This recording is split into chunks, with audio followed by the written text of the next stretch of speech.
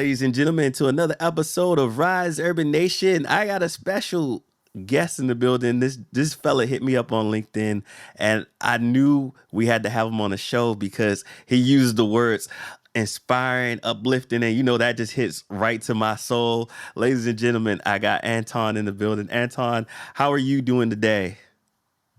I am doing quite well. I'm excited, invigorated, and I just know that we are going to have a great time I sharing. love it. I know we're gonna have a great time as well. So for those people who don't know who you are, why don't you tell us a little bit about yourself? Who is Anton? Well, I can give you the Cliff Note version, just start off with. Well, I'm a graduate of the HBCU, Oakland University, graduated at the top of my class, finished medical school. I have a master's in biotechnology, worked in health administration, research, and education. And for the past 2 years, I've run a company called PepVax, which is involved in drug delivery and developing therapeutics for cancer, infectious diseases, and most recently gene therapy. And just also started another company called BioLabShare, which I am partnering with HBCUs to build bio incubators on their campus. And so, my purpose of life is to live a life of purpose Mm, and through my gifts and my talents and to uplift, again, inspire and motivate individuals to be their best self. I love that. I love that. Thank you for sharing that with us. Man, two companies. I only usually meet people who've only started one company, but you got two companies. So you have to tell me all about your journey into starting. Well, which one was your first company, if you don't mind me asking? Well, my first company was PepVax Uh-huh. Incorporated, but that is a story in and of itself. And so, I could go back like to the beginning because it Uh-huh. is a journey of ups and downs, mountains and valleys, crossing rivers, crossing oceans, and wow, it is a journey just to get here to this particular point. What would you say was the most important part of that story, of that journey that you went on with starting that company? Well, going back to my high school days is getting involved and invigorated and inspired Hmm. by someone who took me in. Hmm. Back to my high school days, I was the social nerd, and having a particular person to mentor you that can see the value in you. It was my science teacher in high school, Miss O'Brien, who has recently passed, and she saw something in me, and so she brought me as her TA. So I used to prepare the entire school's labs, all her labs for all her classes, Hmm. and I just found myself invigorated by the lab experience. And so, from that particular point on, I said, I want to do something in lab. I don't know what it Mm. was at that particular point in time. I didn't really have any mentors after that, and I was kind of like bouncing around. And so, to be at this particular point in which I own my own lab, run a research Hmm. company, it all began with her believing in me when it seemed that no one else believed in me. I love hearing stories like that because there's often somebody in our life that helps influence us to be the better versions of ourselves. I mean, my mentor, a white Jewish guy named Max, who helped me see something in myself that I couldn't see at the time, which helped me, you know, move out to California from DC as a young kid, Mm. and then sit me onto new heights. So I love hearing those type of stories. A big thank you to all the teachers out there that's just doing an amazing job at finding that Definitely. that talent and nurturing it and helping us become the best versions of ourselves. Uh, now, let's because I always love telling the young folks that listen, like even some adults. Sometimes we have limiting beliefs about what we can and what we cannot do, and I always like to tell people, how you start is not how you finish, because sometimes you have those humble beginnings to get you started. Uh, what would you say was your humble start to getting into the career pathway and starting the businesses that you've been able to successfully start and run to this day? Wow, we're going way, way, way, way back. Because we in essence have to start with my parents. My parents are my heroes, Hmm. and they came to this country during the 1950s, and my father came to this country without a high school degree. And Really? so when he got here, he didn't have any type of education.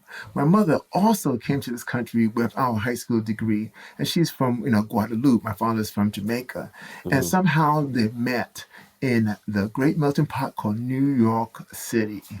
And you know, they had a vision somehow from the beginning, and all through my life, they were going to school. And so, they got married and they started to go to school. So as I was in elementary school, they were in school. As I was in high school, they were in school. Hmm. And the path is during elementary school, they was finishing up their college degree. When I Hmm. was in high school, they was finishing up their master's. And as I was doing my undergraduate and my medical degree, they were doing their doctorate. And so I Wow. had the inspiration right there. I saw how you can hustle Hmm. and work and take care of a family. I never felt that I was, left out. A lot of times they would drag me along to Yeah. their classes. And so I saw that. And from early, since they were both in healthcare, I Uh-huh. wanted to do something in healthcare. And so they were my motivation in Uh-huh. order to now reach where I am at this time. I'm picking up one point in time. So a lot of times family Right. structure is very important. Modeling, being seeing your own really hustling, moving forward, makes me an individual that believe in hustling and moving forward and take hold of the opportunities that are here. Nice, nice. I love that. It seems like they were lifelong learners, Definitely. and that's something that I see that you've definitely taken away from them. Now, tell us a little bit about the industry you're in, because I know you're a scientist. I believe you're in the bio. Is it the biotech field? And tell people what does that mean to be a scientist in the biotech field? Well, biotechnology is something that is, very important. It came about during the 1980s, Hmm. almost by accident. Yeah. A lot of research was being done within a university setting. However, they weren't really being commercialized. So, Hmm. you get the nice publication, but no one really knew how to kind of like translate it Hmm. into, actual products, etc. Yeah. So, in 1980s, a venture capitalist went and saw this particular scientist and said, Hmm. I think we have a business model here. And from that Mm. particular point in time, it had burgeoned to what it is today, a multi-trillion dollar, industry. So when you talk about biotechnology, we are talking Hmm. about the use of biological specimens in order to produce therapeutics. So it's Mm. not like the pharmaceutical industry in which you would create a chemical that have a particular disease target and indication. What you will Yeah. have here is actually using, for example, E. coli to do recombinant DNA, which will produce a particular protein, which you now can synthesize and shape into a particular therapeutic to Hmm. um, treat a particular disease. One of Hmm. the first diseases that was targeted is diabetes. A lot of people Really? had to inject, insulin, and Hmm. insulin came from pigs. And of course, it had its own, challenges. But one of the first products that really did very well is that they created what's called a recombinant DNA insulin, co-humulin, Hmm. which is now the standard in terms of treating individuals with type 2 diabetes. Mm. So again, biotechnology, the merging of technology and biology. Yeah. And it looks like you've taken it one step further with BioLabShare, creating a space so we can advance all these technologies. So tell me how'd you come up with BioLabShare and what has it grown into today? Wow. Okay. Again, I everything I'm sharing with you, I can't just start now. I have to go even before. Go ahead. Break us down. And so uh, as I mentioned to you in high school, I was kind of like the nerdy kid, Hmm. and as I was in the lab, as I mentioned before earlier, I wanted to do something in this particular space that kind of will I can grow and spread, but my experience in high school was not the greatest. Mm. In 10th grade, I basically didn't go to school. Mm. And so you can see that, Wait, so you went from not going to school to being a PhD holder in the sciences and two-time business.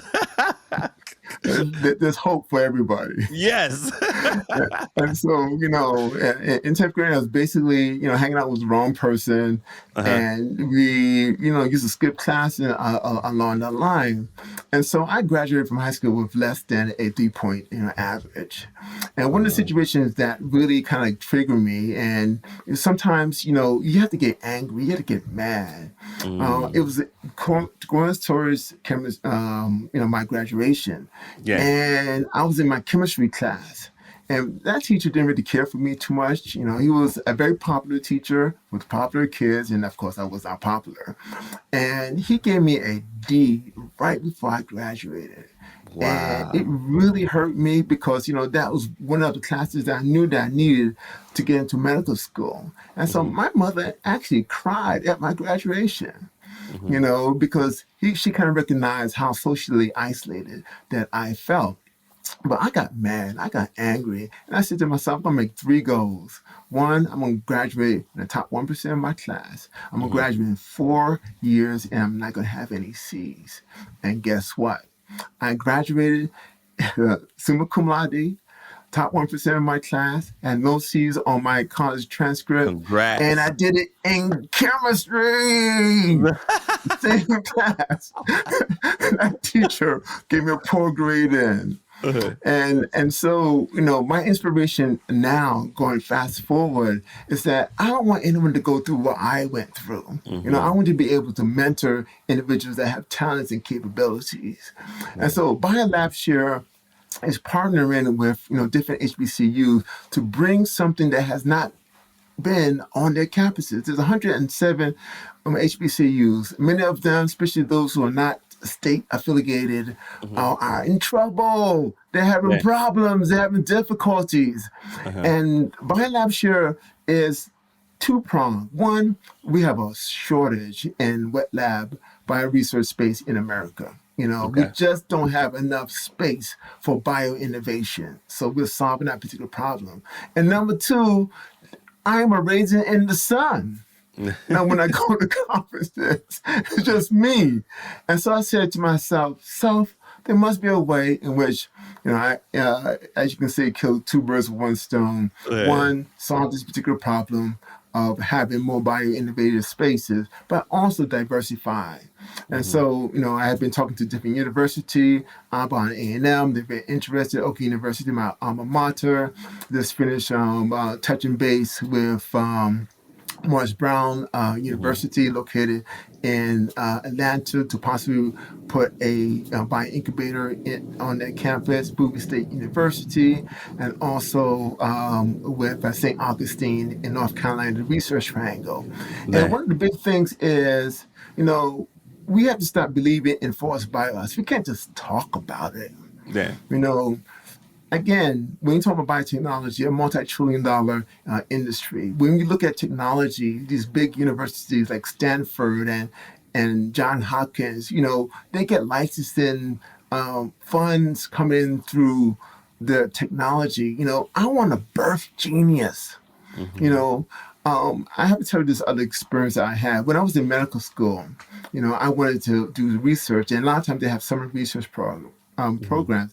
I wrote my own research protocol, but I was working 18 hours a day Wow. and really trying to get this done. And I kind of like overworked myself Yeah. because, can you imagine a 22-year-old thinking they can cure diabetes, using immunological methods.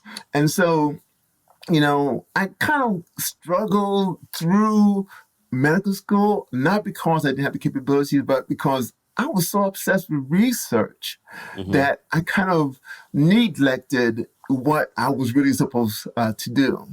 And so, again, fast forward, I want to be able to mentor students coming out of these brilliant places, the Oakwoods, the Marshbound universities, and giving them Yeah. opportunities that they have not had before, and then giving those particular institutions revenues. You know, we don't have to continue to ask for a handout. We could be the individuals that are creating opportunities. Another big reason why I started BioLabShare. Now we have a situation with even now that affect us culturally is with the Tuskegee syphilis study, one of the most notorious medical studies that has ever Hmm. been done. And it kind of envelops us. It's like this big cloud. And Yeah. it prevents us, for example, getting vaccinated for the COVID.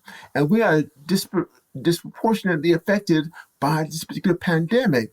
If we are creating our own medicine by people that look like us, I believe that we will be able to trust us. Mm-hmm. Okay, and so BioLabShare, by partnering with HBCUs, will hopefully dispel and decrease that distrust that we have with the medical community because it'll be for us, by us, creating solutions that will impact us. And we can see who made it.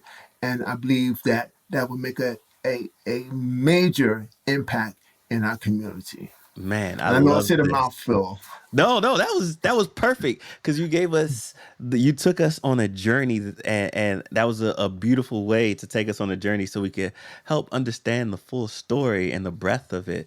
And I love your storytelling ability of just showing us, hey, this is although it was started on this date, it was really birthed back way back here when I found this problem that we had, and then a series of going through this led us here today. Um, one would argue, because I love that you're starting with HBCUs.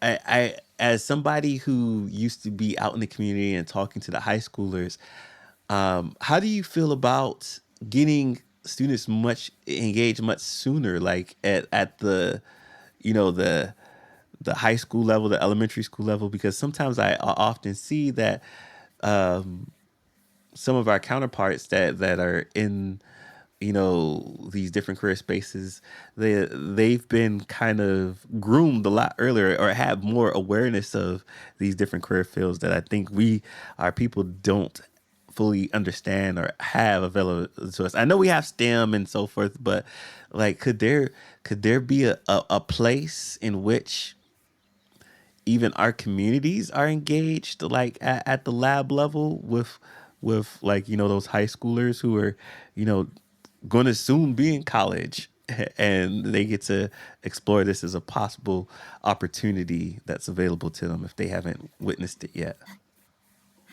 And I agree with you 110%. Right. And so, as we grow, as we are able to develop our business model, it is our intention to engage our diverse communities at the high school level and also at hopefully the elementary level. Because if a child do not believe or feel that they're confident in science by the fourth grade, they're Hmm. done for the most part. And so you even have to start earlier than Hmm. that to get them Yeah. excited, right? And that's one reason why I was excited about going to science because I was exposed to the sciences because my parents were in the medical field, and so Yeah. I never knew about doing anything else but being a doctor. Mm. From very early on because I saw my parents in the health field. So we have to start early within our community. I would even go to say that we have to start before birth. Really, that early? Before birth? How's that possible? Give it to me, doc. Let me give you an example. I could tell, like, right. for example, my other son, he's just finishing law school this year. So, we're very happy. Our family will be Congrats. celebrating that, right? And my eldest son, he's into, engineering, and he's doing quite well. But, sometimes when you're a parent, you kind of Mhm. like put a lot on the youngest one. And so, I decided to do something a little bit different with him. Uh-huh. So I had something what I call nighttime read time. So the first day when I took my youngest son home, I started reading to him that night. Oh wow. And I had my little, yes, right. And I had my little cue cards, and I would put it up there. Babies can't really see, Uh-huh.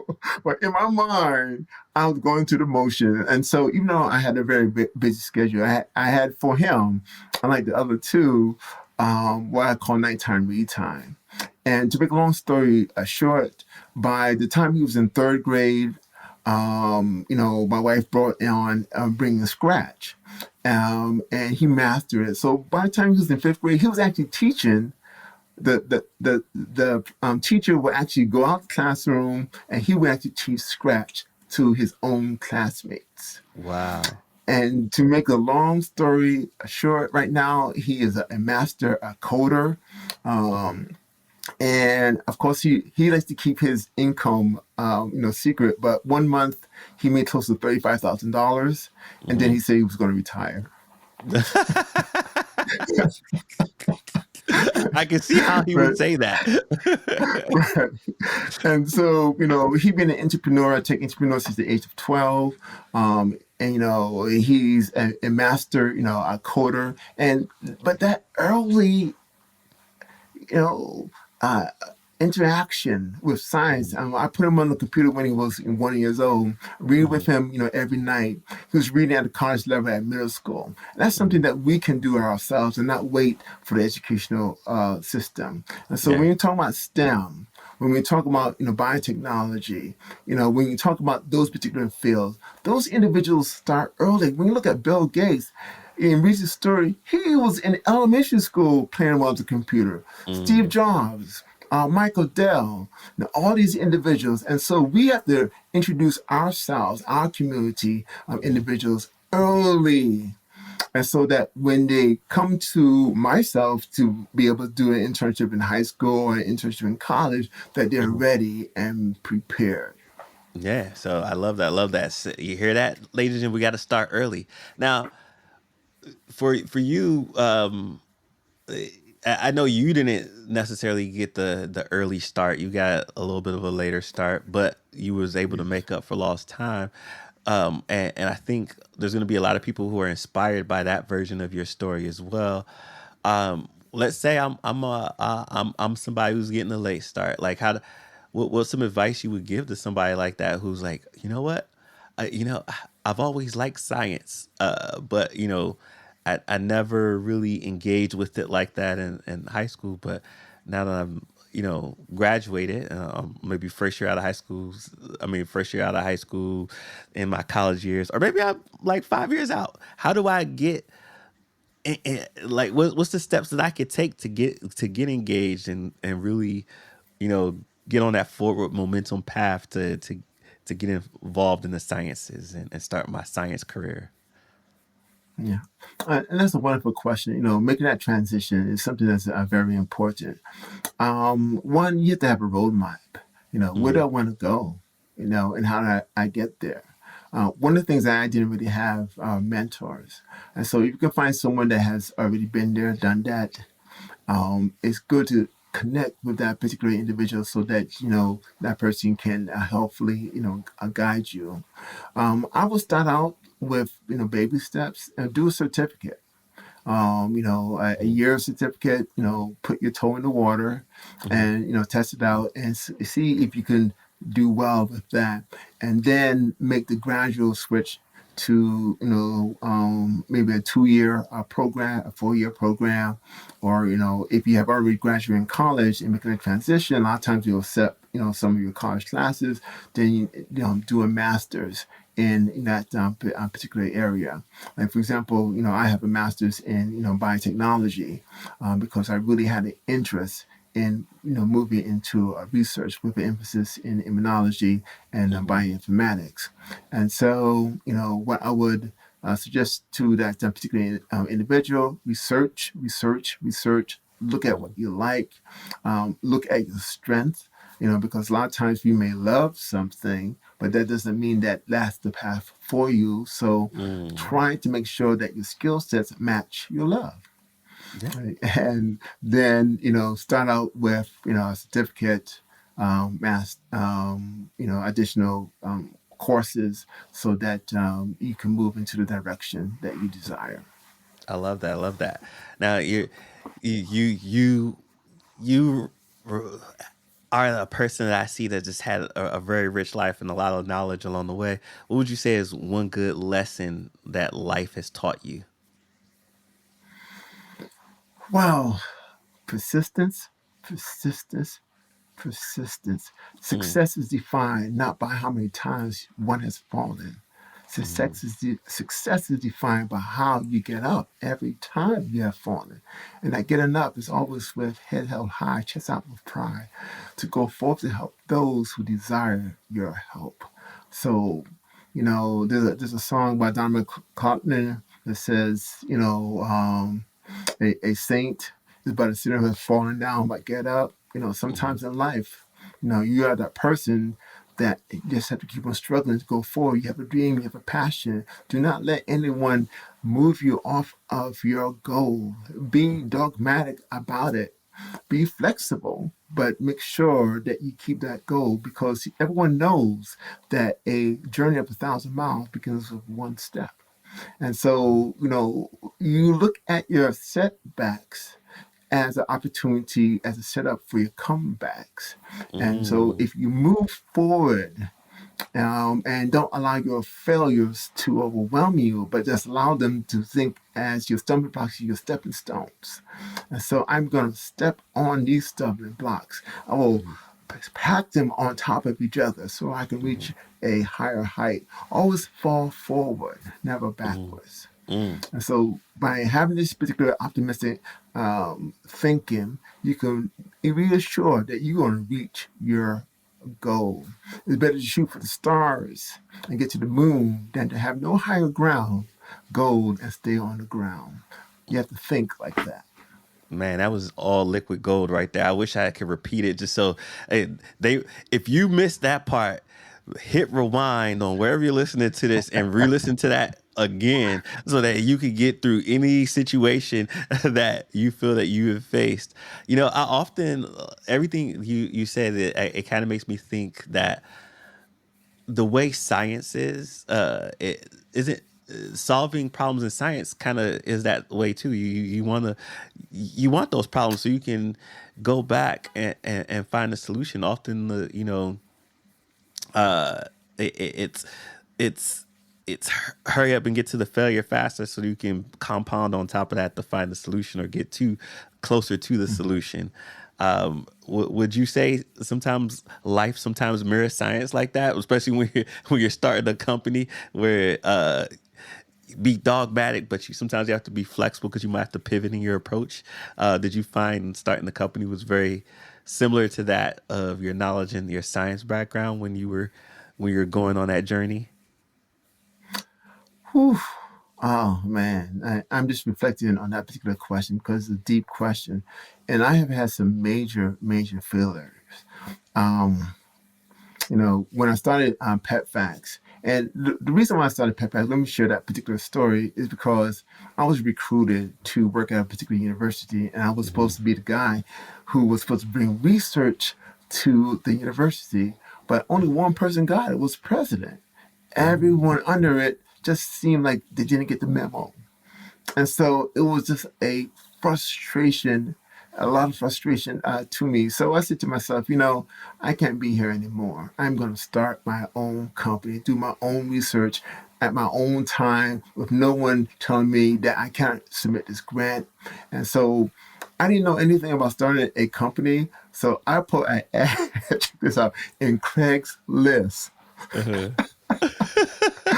for to get people to come to start a company with me because I didn't know about any type of platform or anything along that I didn't have anyone to go to. I just knew that I didn't want to be here anymore. They're not allowing me to do my research. I'm gonna find a way to do my research. And I had actually too many people actually respond. And it's so amazing that the core team that I sent out the ad to 10 years ago are still with me today. That is And amazing. so, yes, yes. And so somehow it worked out, but I would not, um, suggest that anyone do that at this particular point in time. There are better ways of recruiting for a company, but I didn't know I anything about think you starting a lucked company. out. I think today's era of Craigslist might not get you that same company. Yeah, so and yeah, the calls that you would get will probably be somewhat surprising. Right. Yes. But that hasn't been a journey. We was flying when we started the company. We got some very good investment coming in, and so we started a subsidiary, and we actually was able to go public. And so, we put up $300,000. We did a reverse merger, and we were basically for a time the only diversely run publicly traded publicly traded biotechnology company in America. Mm. And the run was good for 3 years, and so we saw our stock prices keep on going up, and we thought that it was because of research. Again, we started out with $300,000, Mhm. and on the first day when we did our IPO, the value of our company went from 300,000 to 15 million. I was like, Mhm. "Yay! I'm a millionaire! Oh, yay! I hit pay dirt! Yeah, it's on paper." Right. And so I felt really good. We was moving our particular product forward. We was focusing on triple negative breast cancer, which is disproportionately affects African American women. 30% of all the diagnosis in triple negative breast cancer is in women of color in the United States. So, Mhm. I felt that, we were doing something really good. We was creating wealth, but also taking care of a particular need that will, help, millions of women, not only here in the United States, but around the world. And so we, saw our stock prices move forward.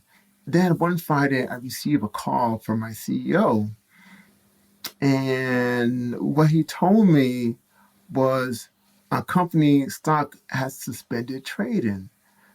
It's like, what? I mean, we're about to file S1. We was going to do a $10 million raise. We're about maybe a year and a half, 2 years out of human clinical trials. Mhm. And, I was all gun ho. I was happy. I thought about now I was able to translate some of that wealth that is found within my stock and start doing some other things with it, you know. Mhm. And our stock was suspended. It found out to be that someone was manipulating our stock. I was like, it was Mhm. painful because my paper wealth at that particular point in time was close to $30 million. So I went from Mhm. 30 million to zero in a nanosecond. And Mhm. so, I didn't tell my wife this, but I actually cried. Mhm. Because it was so devastated. I worked all my life to get to this particular point. Now I'm able to probably take some of the wealth and begin to share with my community. And it was all Mhm. gone. We Yeah. have a powerful product that was needed, something that could, help, everybody. Mhm. And now, what are you going to do with this particular product? And so we had to brainstorm, how are we Mhm. going to keep the company alive? How are we going to get our product back because we licensed it off to this entity that's now dead? And so, we were able to get through, that particular, struggle. And in life you just have to be resilient. Mhm. Sometimes you have to shed tears. This one individual used to say, sometimes you have to just lay down, bleed a while, Mhm. but then heal and get back up and keep on going. And Yeah. so it's a testament to our particular team that even after this particular event that occurred almost 5 years ago, that we're still here and we're thriving, we're moving Mhm. forward. But that has also inspired me again to do BioLabShare, Hmm. to get individuals, other entrepreneurs of a color in particular, to be involved in this, particular field to help guide them, to nurture them, within the bio incubators that we are going to create, so they don't have these particular situations. Yeah. Because one of the regrets that we have as a team that we didn't put milestones, and so we were not even taking funds out to use for our additional research. Mm. And so, or benefiting from all the work that we're doing. And Yeah. so those are some of the things that a mentor would have said, okay, once you reach a particular stock price, take some up, take some of it out, so that you can have it for a rainy day, for the company. And so Yeah. it's That makes something that we sense. learn, and we just have to move forward. Yeah. That's a hard lesson learned, but one learned nonetheless. I'm curious to get your take on this. Um, I feel like the biotech field is going back to your point earlier when you said I'm just a raisin in the sun. I feel like it's a very white industry. Why is that, and why have we not why has the industry not sought to look at diversifying the industry? Because I feel like diversity is where they can make the improve products and make more products that could be not only financially beneficial for the companies who are really trying to invest in this, but just for all humankind more beneficial, because then you get these vast results. Like how come nobody's set to solve this problem Yeah. in that industry outside of yourself? Yeah, and that's a very good point. Let me give you some statistics. 95% of all biotech venture capital goes, in essence, to white males. Hmm. Of course, there are some, individuals of Indian descent or Asian descent that's involved in that 95%. Another 4% go to women, and less than 1% go to individuals of color. Hmm. And so a lot of times the funding mechanism does not really support diversification, Hmm. because you see only a sea of yourself. Guess what? You will fund only that sea of yourself. So Hmm. that the raising of the sun, is so small that you can't see that particular individual that have a particular idea that could be beneficial. But it also goes down, going back to the elementary school level. Not only is there a barrier because the amount of money that we spend on a yearly basis is just tremendous. It takes Hmm. almost $1 billion to get a product going from the bench, your idea, into market. You could spend hundreds of millions of dollars, and the FDA say, nope, I'm sorry. Where you going to get 300, 400, $500 million? Okay, Hmm. unless somebody believes that your product is worthwhile. And so that is one of the issues why it has stayed the color that it is that the Hmm. barrier to get in is so high. You just have to be gun ho, ambitious, etc. But there's also another problem because, a lot of times, I hope it's okay for me to use a biblical text. There's a particular text in which the individual refused to go to the market because there could be a lion in the market. Hmm. And what I'm saying to that, we as individuals of color have to venture out into these particular fields. We have to have pioneers. We have to have individuals that will knock on the door. It's kind of difficult to talk about one being discriminated or one being undergoing racism if you're not even there to be racist against. You Hmm. understand what I'm saying? Yeah. And so at the early stage, parents have to uh, gear their children into STEM because Hmm. a lot of times, if you see individuals of color, especially young children in middle school, they hate math. They hate science. Who told you that science was terrible? Who told you that? And these are the individuals that we need to now go into the STEM, get that master's, get that PhD, and become, a bio entrepreneur. But if they are so discouraged at the elementary school level, you don't have that pipeline. And again, I can use my son who is in computer science and is doing spectacular things. He can't find nobody. He can't Mhm. find someone else that look like him to work with him, to share that particular talent with him that could be beneficial for his community. And so there are two stumbling blocks within our community to enter Mhm. in this particular field. One, the systemic challenges, Mhm.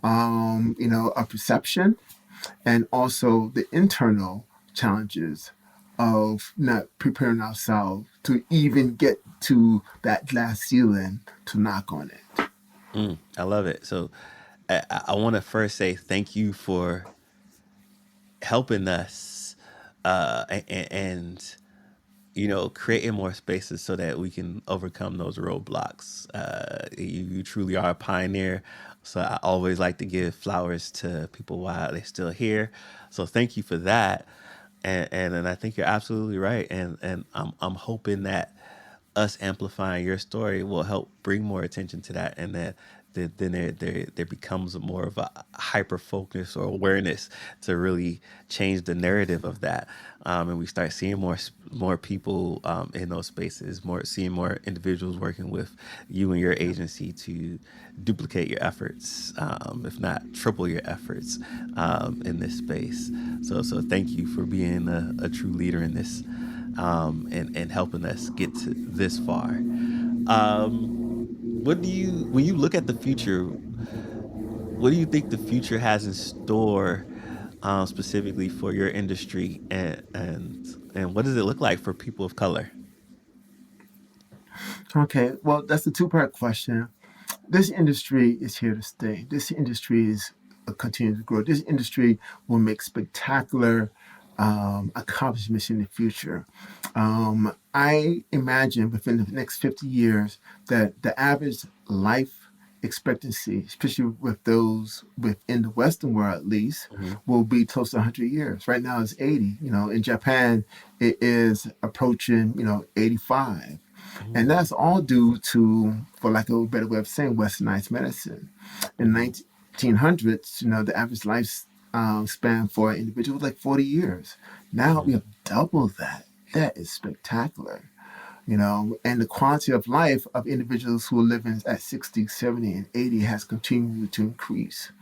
And so we will continue to see spectacular accomplishments within some particular field.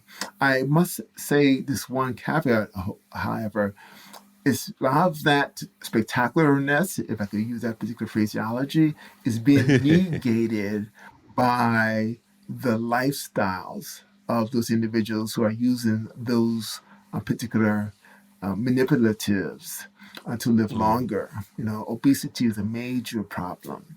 The number one cause of death in the United States is heart disease.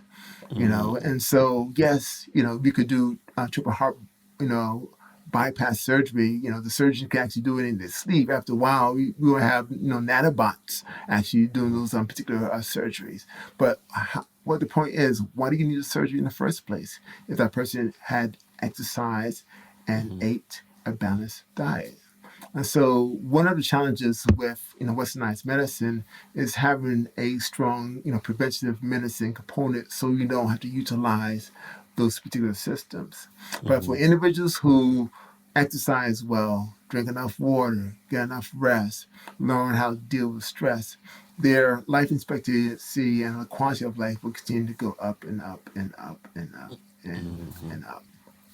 Now, the other point is, at this at this particular point in time, I do not see, unfortunately, a major push to actually truly diversify biotechnology. Hmm. It is needed because you get diverse views and you get solutions that the majority may not see. But some of the challenges that you have talked about a little bit earlier in relationship to the pipeline, Hmm. having not enough of us to actually hit against the glass ceiling, and also because the glass ceiling is there, that could be a deterrence to a lot of Hmm. individual. The barrier of entry, and so again, this is why BioLabShare is so necessary. And I'm Hmm. hoping that if when we are successful, that there are Hmm. other biolab shares, that other people will be motivated, that other people will find, different ways of getting us involved. We are concentrating at the college level, and at the university level. Maybe someone will come up with a much more robust program at the elementary level. Someone will close that pipeline at the high school level. And so the opportunities are there. As I shared again with my techie son, a lot of times the goal is, does this save a life? And Hmm. if you have something that can save a life, make a positive change. A lot of people don't care who you are. They want to know that what you have. But to position ourselves to that particular point, we have to put ourselves in that area. We have to move into that particular space. And more that we move into that area, the easier for us to make a positive change. And so Hmm. biotechnology will continue to do spectacular things. It's going to be amazing for the next 30, 40, 50 years. Individuals of diversity, that's going to be a little bit more of a challenge, a lot Yeah, more. I can definitely see that. Two things that come to mind when first I want to go back to your earlier point about Western medicine and how it's enabled us to kind of move forward in our society and live longer with the advancements of technology. I think that's a beautiful thing. Um, and alluding back to your point of not needing that heart surgery in the first place, I think some people would say that Western medicine is very reactive in its care, and that it treats the disease and ailments as they arise, where like more of an Eastern medicine kind of thinking is like preventative care, right? So do you feel there's a way to incorporate some of those advancements in technology into preventive care so that you know we maybe even add another 25% or maybe double the life expectancy on top of that? Yes, yes. That's the first part. And the second part would be to, getting more biolabs. I kind of see that biolabs, if incorporated in across the country, could be a way to diversify and be more inclusive to those different communities that have not had the opportunity. If every I don't know, and you could stop me if I'm going the wrong direction with this. I almost feel like if you had one in every major metropolitan, that it could really change the course of direction for this industry. And is that like kind of the goal for biolabs to be a national and every major hub going forward to help kind of solve this global problem? So that's my two-part thoughts, and then you can start wherever you want with those thoughts, if you agree or disagree. Wonderful questions, wonderful questions. And, I'm hoping that as people listen to this bigger podcast, that they're thinking, the way that you're thinking will stimulate them to try to find, solutions. And, if we are able to integrate the preventive medicine portion, like you mentioned, a lot of it coming from the, Eastern um, cultures into Western medicine. Oh my goodness, that would be spectacular. You Hmm. know, maybe we can actually double our lifespan. We have humans living to 160 years old. If you have that, 100, that preventative plus that high tech, biotech component, that would be a spectacular combination. So you're really on point with that particular thinking.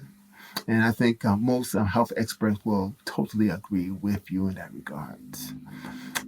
In terms of BioLabShare, yes, that's my thinking, that's my thought, and you hit the nail right on the head that if we are able to take BioLabShare and spread out to all 107 HBCUs and then some, we can really make a powerful impact because you will get a diversity of thinking. You know, it's one thing to see a particular problem. We all know the story about the elephant, right? Hmm. One person said, the elephant is like a rope. One person said the elephant was like a trunk.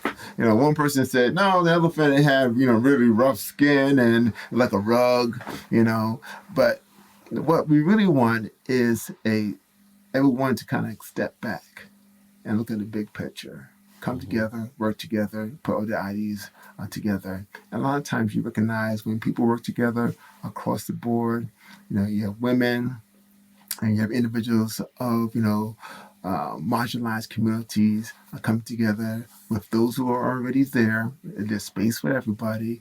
We will come up with some spectacular innovations. Hmm. So BioLabShare, again, we're starting out with birthing geniuses, taking individuals who have not had the particular opportunities to be part of this particular process Hmm. and give them access to venture capital, give them access to innovative spaces.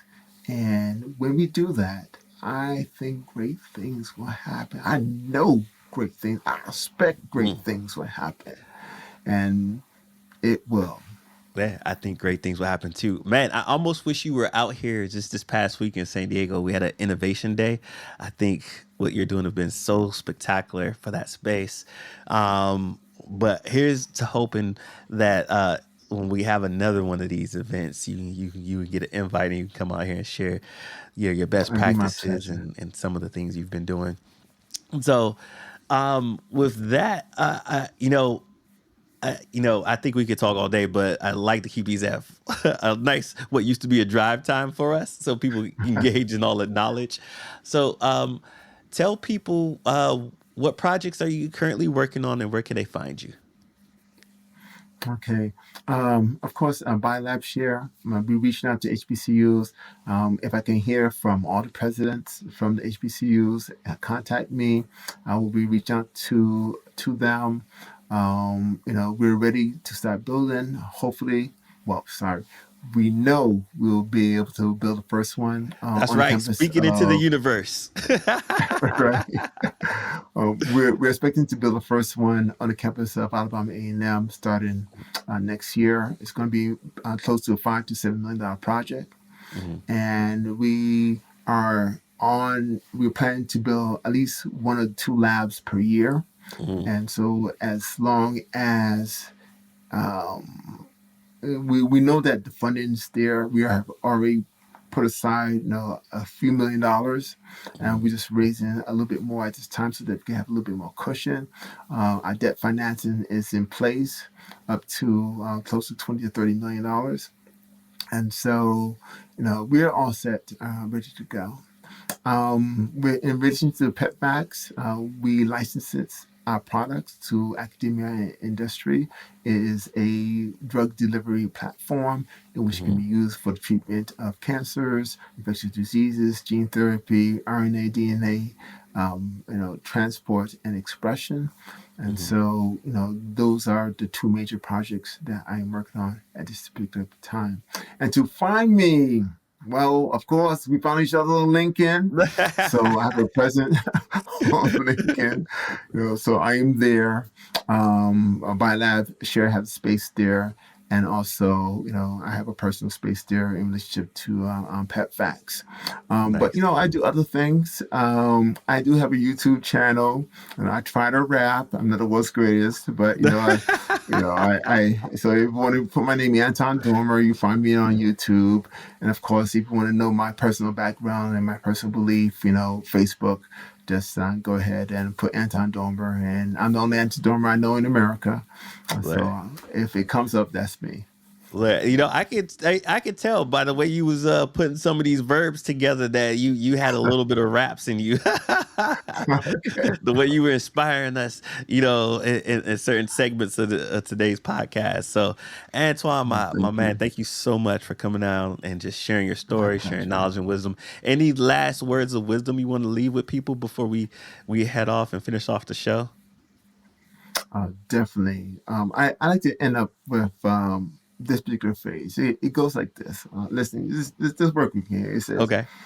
"Go on, go on, go on, go on, go on, go on, go on, go on, go on, go on, go on, go on." Go on, go on, go on, go on, go on, go on, go on, go on, go on, and go on. Don't stop Mm. dreaming. Don't stop believing. If you have a goal, focus on it. You are your own limitation. No one can stop you but you. If you get knocked down, get back up. Because the race is not for the swift. The race is not for the strong. The race is for those that can endure. And you are in endure. Believe it. Drink it. Sleep it. Breathe it. Let that be the air you breathe. And when you wake up and you look back, you know that you have traveled that 1,000 miles and you have reached your goal. So just keep on going on. Well, you heard it. You heard it best. Keep on going on. I couldn't have said it even better. Thank you, Anton, for those words of wisdom, and for that inspiration. And we can't wait for this episode to drop. And don't worry, for those of you who are driving who didn't get all the information to the Facebook and so forth, I'm gonna have Anton email that to me so that you can have that into the show notes and you can directly link up, especially all my HBCUs. Y'all know who y'all are. Don't make me have to come visit y'all one by one. Make sure y'all reach out to this man so we can make some things happen. Thank you, Anton. I appreciate you. And My that pleasure. is our show for today. Ladies and gentlemen, have a great rest of your day, and we'll see you on the other side.